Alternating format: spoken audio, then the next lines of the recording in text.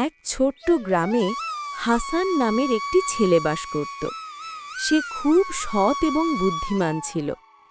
একদিন সে বাজারে যাওয়ার সময় রাস্তায় একটি ব্যাগ কুড়িয়ে পেল এবং বলতে লাগল, আরে, এটা তো একটা ব্যাগ।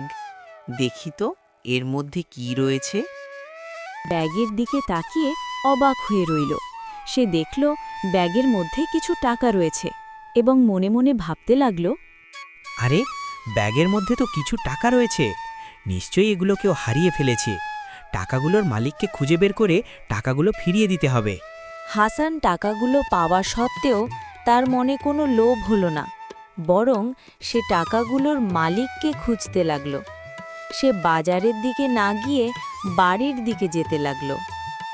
একটু এগিয়ে এসে দেখতে পেল সামনে একটা লোক চারদিকে কিছু একটা খোঁজাখুঁজি করছে। এরপর সে তার সামনে গিয়ে বলল, আরে চাচা, আপনাকে অনেক চিন্তিত লাগছে। কিছু কি হয়েছে আমাকে বলতে পারেন?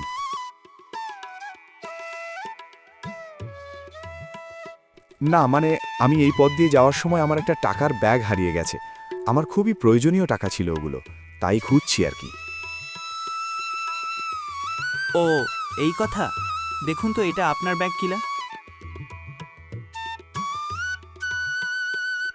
আরে হ্যাঁ, এটাই তো আমি খুঁজছিলাম। এটা তুমি কোথায় পেলে? আমি এই রাস্তা দিয়েই যাচ্ছিলাম, তখনই এটা আমি কুড়িয়ে পেয়েছি। নিন, আপনার জিনিস আপনি বুঝে নিন। দেখুন এতে সবকিছু ঠিক আছে কিনা। তুমি আমাকে বড় বিপদ থেকে বাঁচালে। তুমি খুব সৎ ছেলে।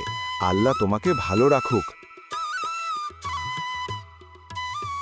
হাসান তার এই কথা শুনে মুচকি হেসে বলল, ভালো কাজ করলে মন ভালো থাকে এবং সততা মানুষের সবচেয়ে বড় গুণ।